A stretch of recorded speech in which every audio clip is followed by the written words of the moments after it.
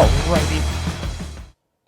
I don't even know how I'm going to start this podcast off. Like, what the F, man? I'm telling you, you've seen in the title, the DHL runaround. Well, let's get into it. Let's spin it, Maestro.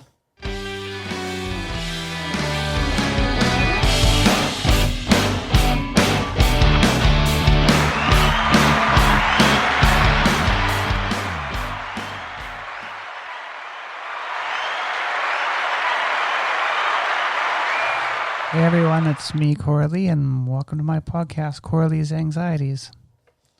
All right, like what the fuck, DHL? I'm telling you, this has been... I don't even know how to explain this because it's been crazy.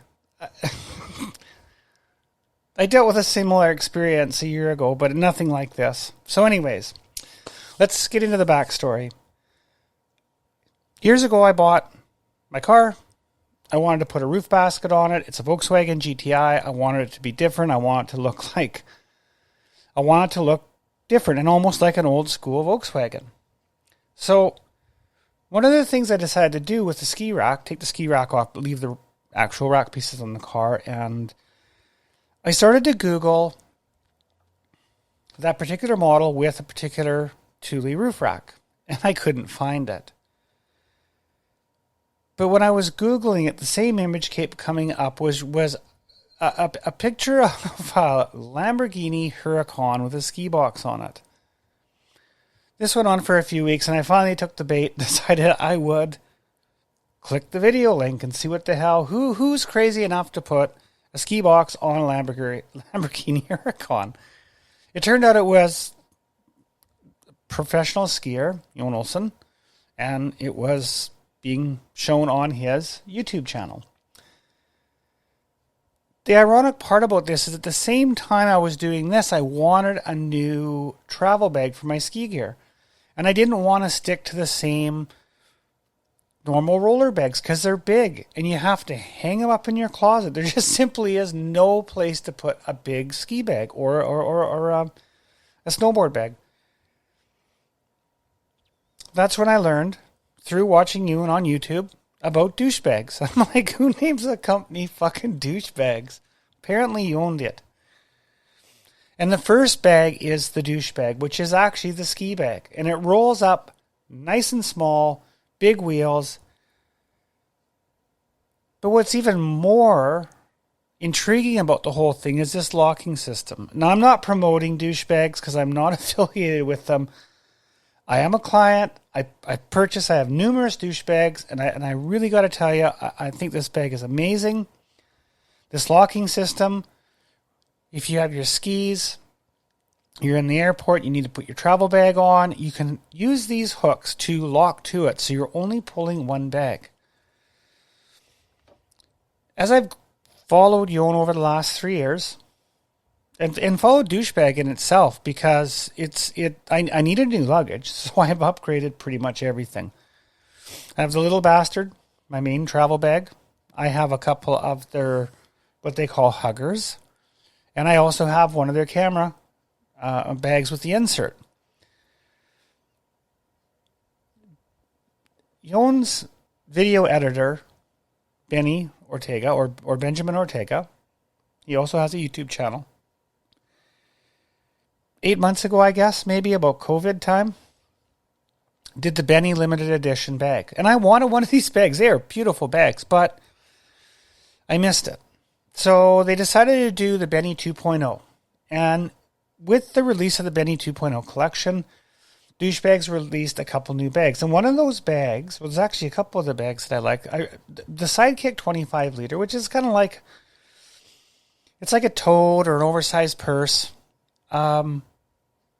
I wanted this bag. I needed something in between my hugger and my camera bag and the small petite that I use.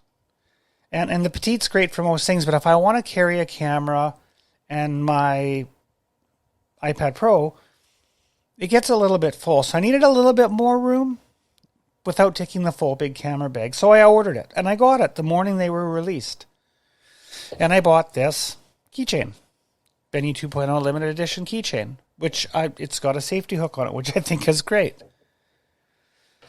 As far as douchebag goes, I have nothing bad to say about the product. I think they're absolutely amazing. I'm not affiliated with them, like I said, but this is where the problem starts. I don't know if they use DHL for all their shipping. They definitely use DHL for my bag and at least one other bag coming into Canada, coming into the Lower Mainland. So I got my tracking order. Oh, I should back this up. So when I ordered, I did it on my phone in a coffee shop early in the morning, tired, maybe a bit frantic because I didn't want to miss this next limited edition bag. I'm sorry. I'm a fangirl. I think what Douchebags is doing, Joan and his partner and all the other creators there, is absolutely amazing. They're a very unique style bag and I think they're great for everybody, even, but even more for creative people or people that are active that want to take their bikes traveling, take their ski equipment traveling. But the locking system is very unique, and I didn't want to miss this. Following Owen for 3 years on YouTube and following Benny. I'm not kissing their ass. This is not what this is. This is actually What the Fuck DHL podcast. But I wanted to give you the backstory. So I did a typo. One number off. And I reached out to Douchebag, and I've had to reach out to Douchebag a couple times in the past about a couple of other items. They said, sorry, we can't help. It's already been set up to be sent and shipped and tracked. You're going to have to contact the shipper, being DHL, and correct the address. So that was the Tuesday or the Wednesday, the 24th or 25th. On the 26th, on the 25th, I got my notice from DHL, and I changed the address immediately. And I could see that the item had left Stockholm, and it was, at this point, in Brussels, with a tentative delivery date in Canada for November 26th. I'm like, hey, that would be great, but I'm not going to expect it to be on the date they say. It still has an overnight flight. It's probably got to go through a hub, which was the Cincinnati hub for DHL, and into Vancouver and clear Canadian customs. This is where the shit gets fucked up. I phoned DHL because there was a problem with the order, or there was a problem somewhere in the system. This is the second phone call after I changed the address. That was the Friday. They said, well, you got to pay your service tax, or your goods and service taxes. I shit you not. The phone calls that I've made to DHL and the level of incompetence from one company that ships all over the world, I don't have an explanation for this. There isn't one. There simply is no fucking excuse from a company this big for me to have talked to so many people in their organization that are incompetent and can't do their job. Now, it's Sunday. The order still isn't being delivered. That was a week ago. It took me all week. I think I've probably talked upwards of 30 different people in the DHL organization. The Friday, it literally took me the entire day, between 5 and 6 hours of being on the phone, being disconnected, not hung up on, but disconnected from being stuck in their audio loop. Because every time I would get one of their incompetent customer service representatives, they would say, I can't help you. I give you somebody that can help you. And I would get caught back into the loop and sit in, get to experience more and more. At the end of the day, Friday, I got a phone number, which was for the broker. So on the Monday, all right, fine, we'll wait till Monday. On the Monday, the phone call starts. For 4 hours. Nobody at DHL can fix this. This is the entire week. Friday, 7 o'clock in the morning. And I don't want to get into every phone call. For those of you who are going to be watching this on the YouTube channel, there actually is video of some of the phone calls, what I edit out or what I just chose to put into it. That'll be the follow-up in a week's time. So the YouTube video will actually be a week behind. And maybe by the time it airs, I'll have actually received the bag or not. Not being very optimistic at this point with DHL. I get a person on the phone. I know her name. Thank you, Linda. And thank you, Dave, or David, your boss, who helped solve the problem with the duties and tariffs. The problem I was having is there's a broken link somewhere in the DHL system that when I tried to pay on the automated site, and this is what I experienced the entire week, it wouldn't let me. It said the tracking number doesn't exist, or it's not recognized. And when I would go on the computer or my laptop or my iPad or my phone to do it that way, it would not allow me. Linda originally didn't want to help me, and I asked her not to be rude. And thankfully, something must have clicked in her, or it was her dog barking in the background because she was working from home. She decided to listen to my story and help, but she couldn't fix it. She tried, like many of the other agents before her, tried to take my money. So she Skyped her supervisor, David. I gave her my number so David could call me back, and he did. He called me back right away because she was unable to help. Probably 45 minutes of being on the phone, maybe an hour with David, we finally got it figured out, and I was able to pay my duties and import fees. That was fine. I got all that cleared up. Checked the update of the order. It won't. It's now red. It's now not even yellow bars. It's red. It will not deliver to me. There's an incorrect address. It won't let me change or modify the address. So I phone again. And I don't know how many phone calls this was on Friday afternoon. I finally get somebody to get a supervisor on the phone. And now I don't know if this supervisor was humoring me and actually trying to make a difference and just put me on hold for 20 minutes and told me whatever I wanted to hear so she could go home for the weekend. Because that's what I'm thinking happened. I said, look, I'll go. I said, the parcel's an hour, not even an hour from where I live. I could drive there and pick it up. So she gave me the option. Do you want to drive there and pick it up? Well, no, actually, the kind of money I've spent and the frustration, piss on it. DHL can do their goddamn job and deliver the effing package. I'm sorry. She says, fine. I have it all taken care of. The package, 100% guarantee you, my word, wouldn't give me her name, however. It will be delivered on Monday. Now, I've looked all weekend. Nothing's changed. Nada. And I'm trying to be patient.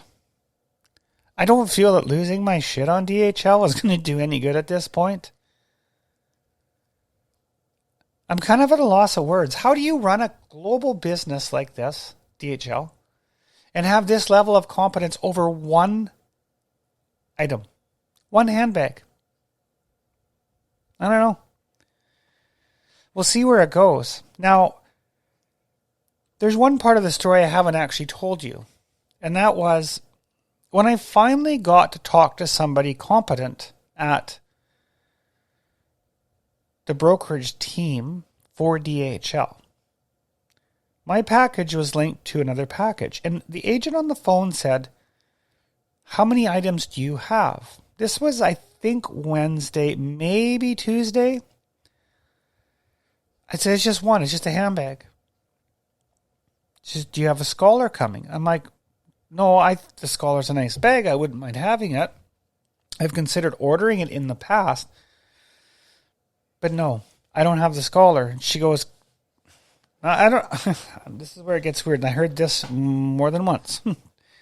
that bag was full of pills. But I said, well, why? If it's not addressed to me, why is my bag being targeted with this other bag that has pills in it? Now, she didn't say they were narcotics. She said pills. So whoever was bringing that particular bag in from douchebags, somewhere along the lines, it got filled with pills, and my bag was caught up in this. I still don't know the actual outcome of this.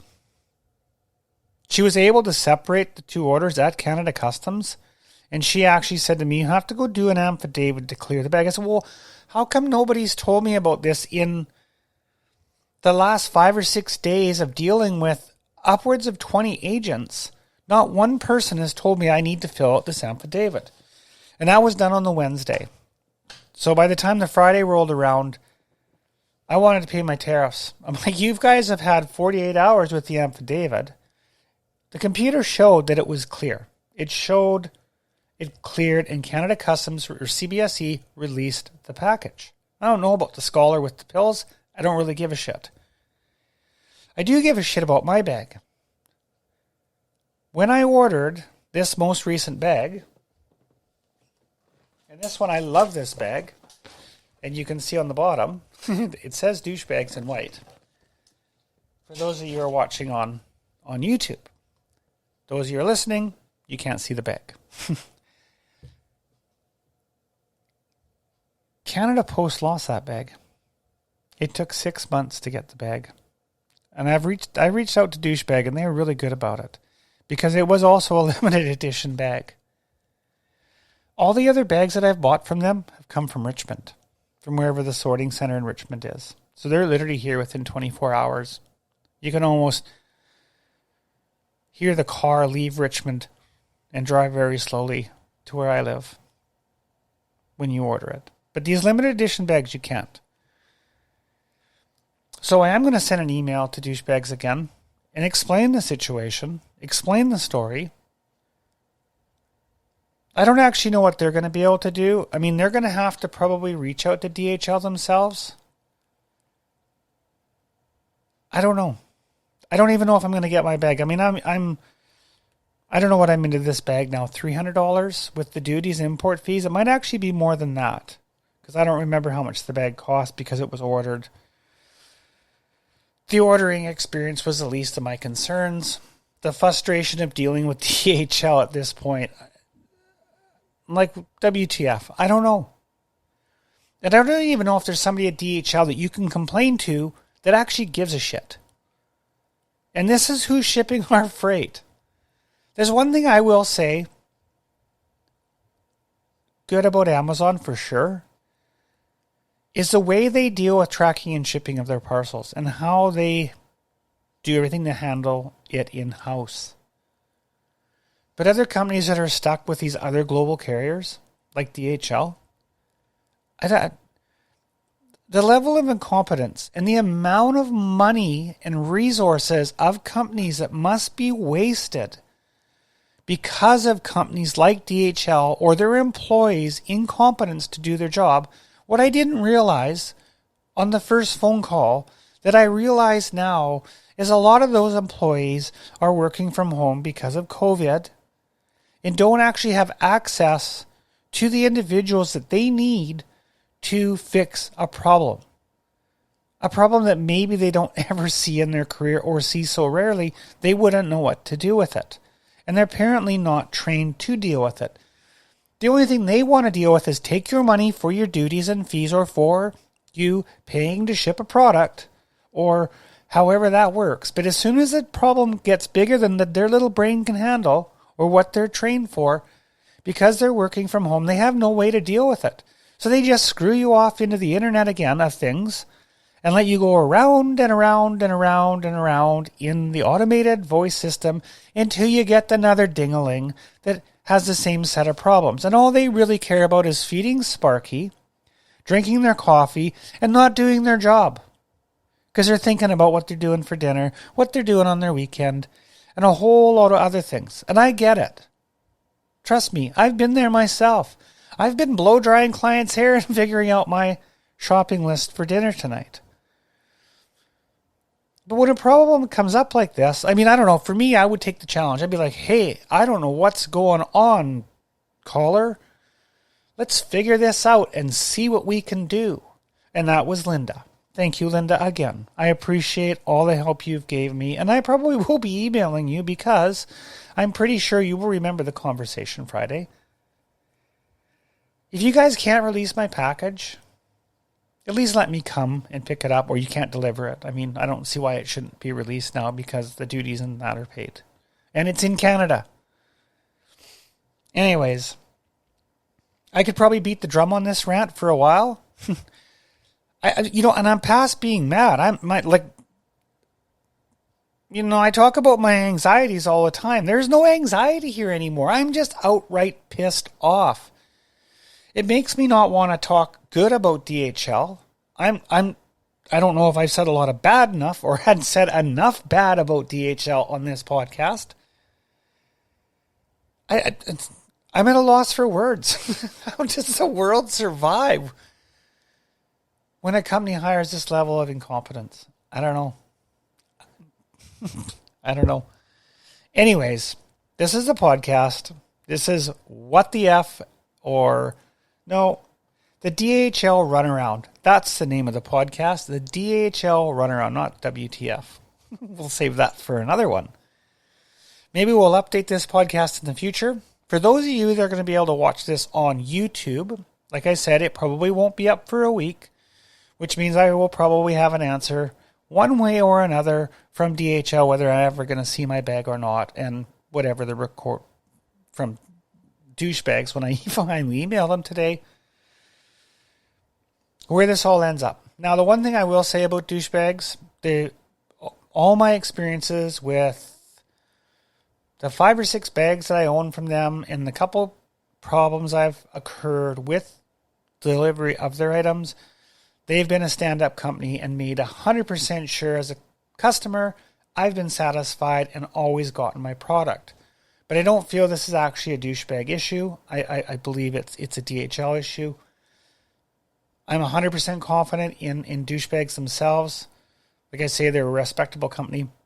I will see if I can put a link on the bottom for their website. I'm not affiliated with douchebags. There's nothing in it for me. I'm just telling you a story. We'll kind of figure it out together. I'll let you know later in the week. Hopefully there's an updated podcast before Christmas on this one item. Yeah, I don't know. It's crazy. Anyways, I think the next podcast, I think we should talk about COVID. I think we'll wait till tomorrow, till Bonnie Henry does her press briefing to see where we're at in this province. I don't know, how do you not talk about COVID? All I want to talk about is douchebags. Anyways, peace, love, namaste.